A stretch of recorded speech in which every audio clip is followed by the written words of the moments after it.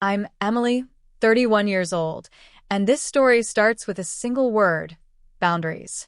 Or more accurately, the lack of them. For as long as I've known Jessica, my husband Michael's younger sister, she's been a hurricane in human form.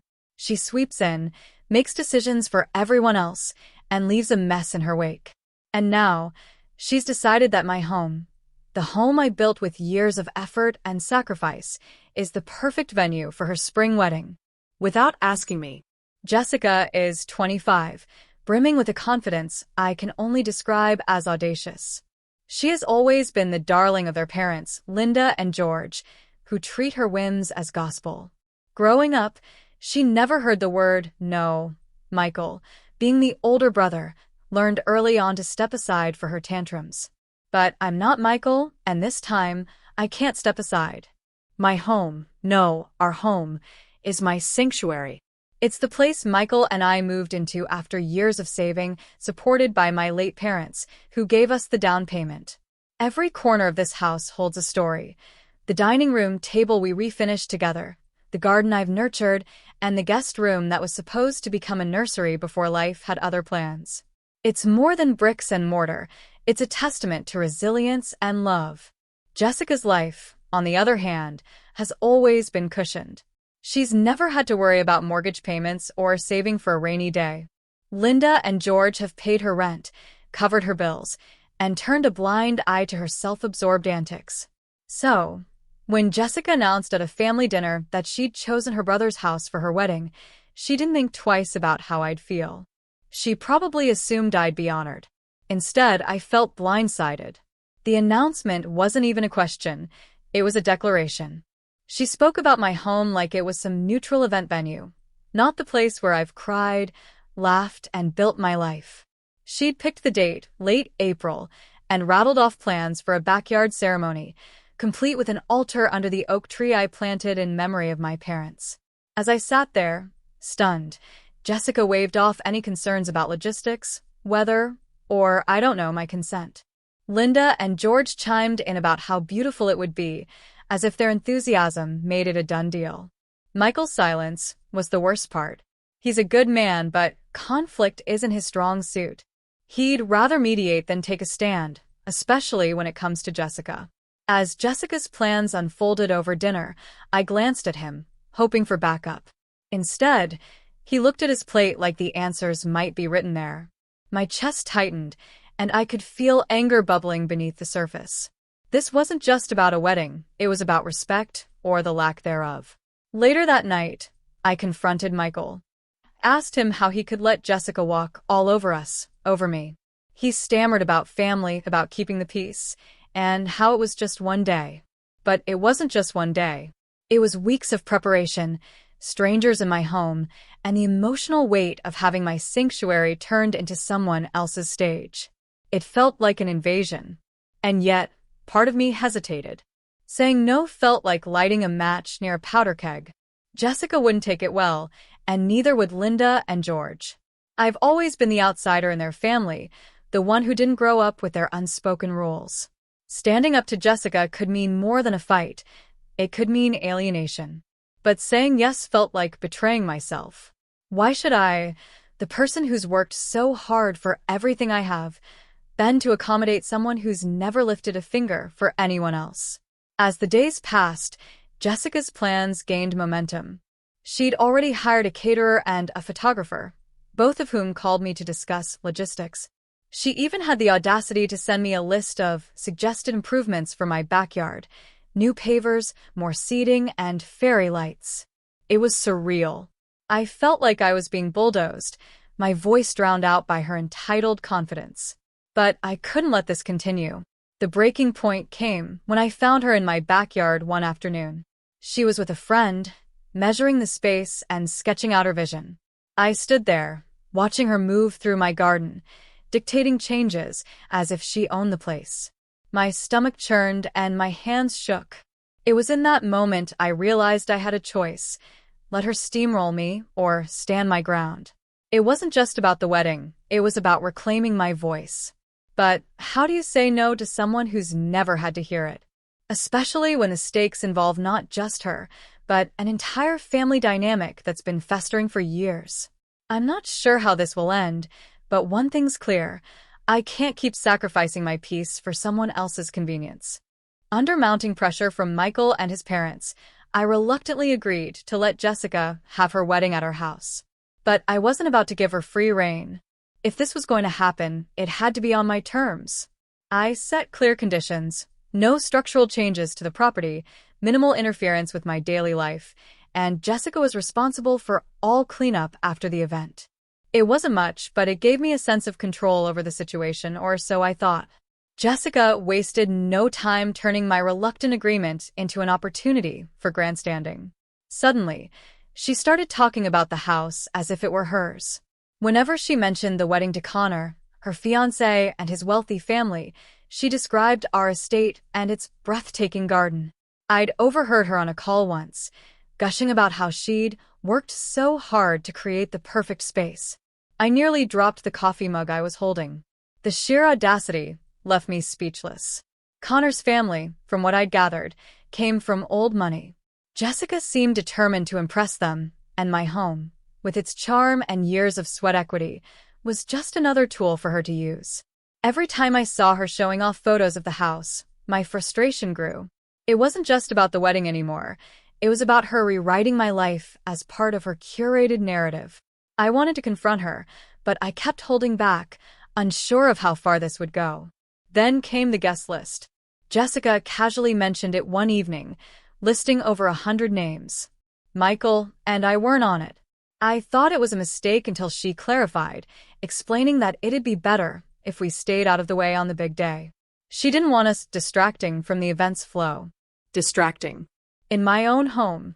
She justified it by saying that the house would be too crowded and that it was best for us to find somewhere else to stay for the weekend. The absurdity of the request stunned me. Not only was I being pushed out of my own house, but she didn't even see fit to include us in the celebration. This wasn't just disrespect. It was a complete dismissal of our place in her life and this family. Michael's reaction, unsurprisingly, was muted. He hated conflict and tried to reason with me, saying it was just one weekend. But to me, it was more than that. It was a culmination of years of Jessica's entitlement and the family's enabling. I'd bent over backward to accommodate her whims, and now I was being evicted from my sanctuary for her convenience. The sense of betrayal ran deep, and Michael's reluctance to stand up for me only made it worse. As preparations ramped up, Jessica's demands grew increasingly ridiculous. She wanted the guest rooms redecorated to match her wedding's color scheme. She brought in a decorator to assess the living room, suggesting new drapes and furniture arrangements. I drew the line when she started eyeing the master bedroom, hinting that it would be perfect for the bridal suite. I shut that down immediately, but it didn't stop her from trying to reshape every other part of my home to fit her vision. The final straw came when she ordered a delivery of potted plants and decorative fountains, without consulting me, and had them dumped in the driveway. She sent me a text afterward, casually asking if I could find a place for them in the garden. It was the epitome of her attitude, assuming I'd do the work, assuming I'd comply, assuming I didn't matter. Every day, I felt the walls closing in. Jessica's presence loomed over everything, her vision for the wedding consuming my space and peace of mind. Linda and George, of course, were no help. They gushed over every detail Jessica shared, dismissing my concerns as unnecessary stress. Michael's attempts to mediate only left me feeling more isolated. I couldn't stop thinking about the oak tree in the backyard, the one I planted for my parents. It was supposed to be a place of solace, a reminder of their love and support. Now, Jessica planned to turn it into the backdrop for her vows, stripping it of its meaning for me. The thought made my chest tighten with a mix of anger and sadness. How had it come to this? How had my home become a stage for someone else's fantasy, while my voice was silenced? But as much as I hated the situation, I couldn't ignore the deeper issue at play. This wasn't just about Jessica or the wedding. It was about a pattern, one where I constantly put others' needs above my own, where I avoided conflict at the expense of my own well-being. Letting this continue felt like losing another piece of myself, and I wasn't sure how much more I could give. I'd reached my breaking point, and something had to give. The tension in the house was unbearable, and every interaction with Michael or his parents felt like a losing battle. When I finally sat them down to talk, I tried to keep my voice steady, but the frustration was bubbling just under the surface. Linda and George, predictably, took Jessica's side. They brushed off my concerns, calling them temporary difficulties and telling me to be more understanding. Linda even had the audacity to suggest that I'd look back on this wedding as a memorable family moment. Michael's reaction was harder to take. He sat there quietly, nodding along as if appeasing everyone would magically fix the problem. I wanted to scream at him to wake up, to see what his sister was doing to us, to me. But instead, I just stared at him, hoping he'd realize how much his silence was hurting me. He didn't. That's when I realized I couldn't count on anyone else to fix this. If I wanted to reclaim my home and my peace, I'd have to do it myself.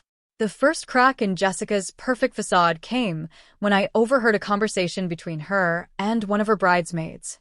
They were sitting in my living room, sipping champagne and laughing, completely oblivious to my presence in the hallway.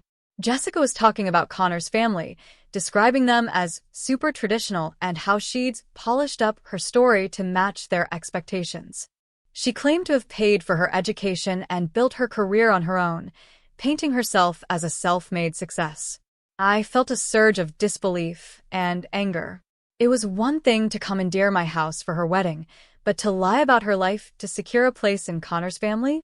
It was too much. That night, while Jessica was out celebrating her bachelorette party, I made my move. I'd had enough of being sidelined in my own life. I called a locksmith and had the locks changed on every door in the house. It felt drastic, but at that point, I was done playing nice. If Jessica wanted to treat my home like a venue, then she'd have to deal with the consequences. When Jessica returned the next morning, she was furious. She banged on the door, yelling loud enough for the neighbors to hear. I stayed calm, opening the door just enough to tell her she'd need to schedule a time to pick up her things. Her face turned red with anger, and she accused me of ruining her life. According to her, I was jealous, spiteful, and trying to sabotage her happiness. I didn't take the bait. I told her plainly that my home wasn't her playground, and that her lies to Connor's family had nothing to do with me. The mention of Connor clearly hit a nerve. She froze for a moment, then stormed off, vowing to make me regret my decision. I watched her go, feeling a strange mix of relief and dread. I'd taken a stand, but I knew this wasn't over. Linda and George's reaction was immediate and predictable. They called me within hours, demanding an explanation. George's voice was calm but firm, the kind of tone that's meant to shame you into compliance. Linda, on the other hand, was emotional, crying about how I'd ruined her daughter's special day. I stood my ground, repeating that Jessica's behavior left me no choice. They didn't want to hear it, of course.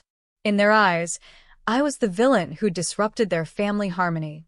Michael was quiet when I told him what I'd done. I could see the conflict in his eyes, torn between his loyalty to me and his fear of upsetting his parents and sister. But for the first time in weeks, he didn't try to argue. He just nodded and said he understood. It wasn't the support I'd hoped for, but it was something. The rest of the day passed in a blur. Jessica's threats echoed in my mind, but I refused to let them shake me. For the first time since this whole ordeal began, I felt like I had control over my life again. I didn't know what Jessica's next move would be, but I was ready to face it head-on. This was my home, my sanctuary, and I wasn't going to let anyone take it from me. The morning of the wedding dawned crisp and bright, but instead of the expected flurry of last-minute preparations, there was an eerie calm around the house. It wasn't until mid-morning that I heard a car pull into the driveway. I glanced out the window and saw Connor stepping out, dressed sharply but without the usual excitement you'd expect from a groom on his wedding day. Something was off. He knocked on the door, and when I opened it, there was confusion written all over his face. He asked if Jessica was around, mentioning that he wanted to check on her before the ceremony. His tone was polite but laced with unease, as if he suspected something wasn't quite right. I took a deep breath, realizing this was my chance to set things straight. I invited him in, leading him to the living room. Sitting him down, I began to explain. I told him that the house he thought was Jessica's wasn't hers at all. It belonged to me and Michael, and it had been our home for years. I described how Jessica had commandeered it for her wedding without my consent, and how the past few weeks had unfolded. Connor's expression shifted from confusion to shock, then disbelief. As gently as I could, I laid out the truth about Jessica's life. I told him about her financial dependency on her parents, her habit of exaggerating her accomplishments, and her tendency to manipulate situations to her advantage. I mentioned the lies she'd spun about her independence and the role she'd played in creating this entire spectacle. The more I spoke, the paler Connor became. He sat there, silent, absorbing the weight of what I was saying. Finally, I addressed the bigger issue. I told him about the moments I'd overheard, where Jessica had crafted a completely false narrative to impress him and his family. I shared how she described herself as self-made, painting a picture that couldn't have been further from the truth. It wasn't easy to say, knowing how much it would hurt, but Connor deserved to know the reality of the person he was about to marry. For a long moment, he didn't say anything. He just sat there, staring at the floor. I could see the wheels turning in his mind as he pieced together everything he'd heard. When he finally looked up, there was a mixture of anger and sadness in his eyes. He thanked me for being honest, though his voice was heavy with emotion. Then he stood up and said he needed to talk to Jessica. It wasn't long before Jessica arrived, all dressed up and ready for what she assumed would be the perfect day. But instead of the joyous reception she'd anticipated, she found Connor waiting for her on the porch, his expression unreadable. From inside, I could hear their voices rising as he confronted her. He demanded answers about the lies she'd told, about her financial situation, and about the house. Jessica tried to deflect, as she always did, but Connor wasn't having it. His voice grew firmer, and hers more desperate. It was clear that the foundation of their relationship was crumbling under the weight of the truth. Eventually, Jessica stormed into the house, her face red with a mix of anger and humiliation. She accused me of sabotaging her life, of being jealous and vindictive. Her words were sharp, but they no longer had the power to cut me. I stood my ground, calmly reminding her that she'd brought this on herself. For once, I didn't let her guilt trip me into backing down. Connor left soon after, saying he needed time to think. He didn't explicitly call off the wedding then and there, but the writing was on the wall. Jessica spent the rest of the day in a flurry of phone calls, trying to salvage what she could. Guests were turned away, vendors were canceled, and the dream wedding she'd envisioned unraveled piece by piece. By the evening, Connor's decision was clear. He sent Jessica a message, officially calling off the wedding and asking for space to reevaluate their relationship.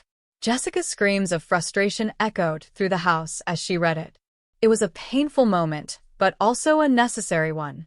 For the first time, Jessica was forced to face the consequences of her actions without the safety net of her parents or anyone else to shield her.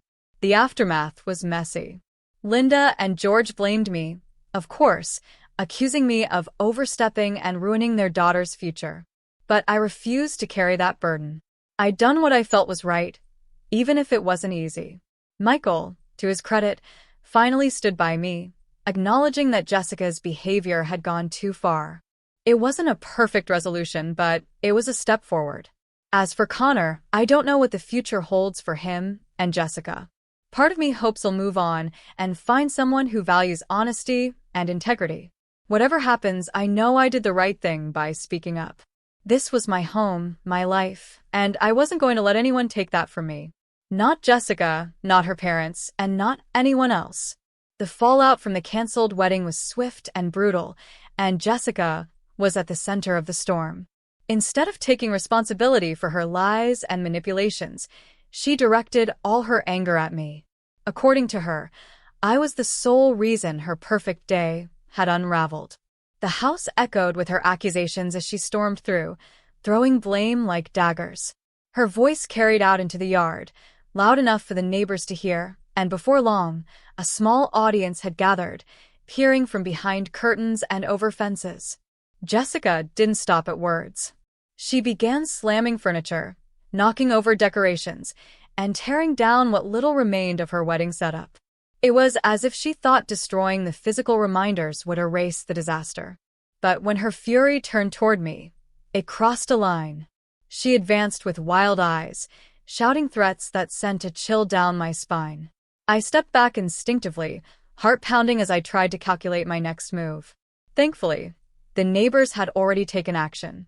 The sound of sirens cut through Jessica's tirade, and moments later, the police arrived.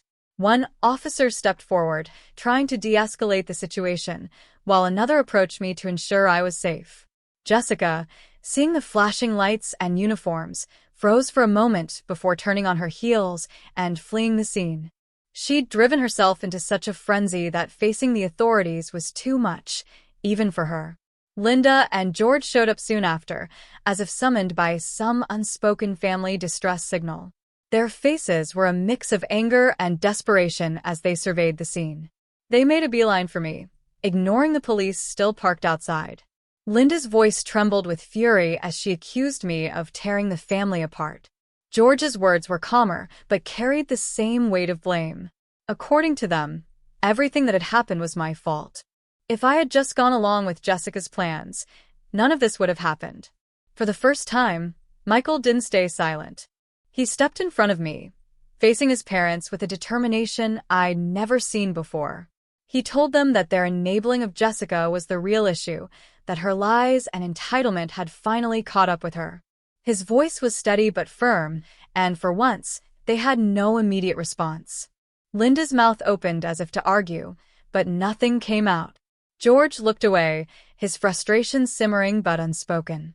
Later that evening, when the house was finally quiet, Michael and I sat together in the living room. The events of the day had left us both drained, but there was also a sense of clarity. We talked about everything, not just the wedding fiasco, but the years of tension and imbalance in his family. We'd spent so much time trying to keep the peace, bending over backward to accommodate Jessica and his parents, that we'd lost sight of our own well-being. It wasn't an easy decision, but we both knew what we had to do.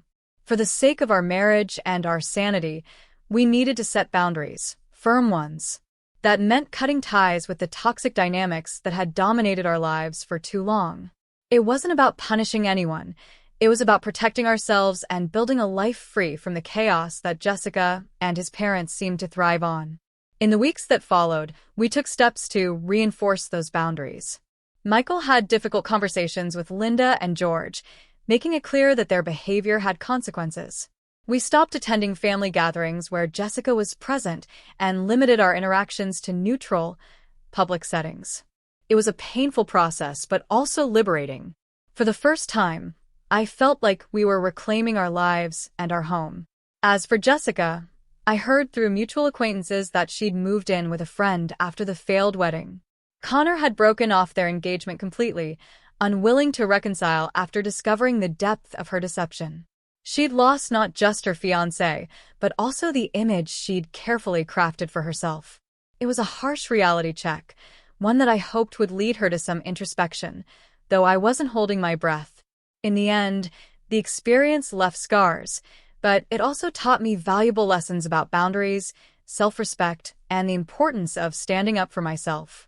My home, once the battleground for Jessica's chaos, became a sanctuary again. Michael and I grew stronger as a couple, united by the trials we'd faced and the decisions we'd made together. Life wasn't perfect, but it was ours. And that was enough.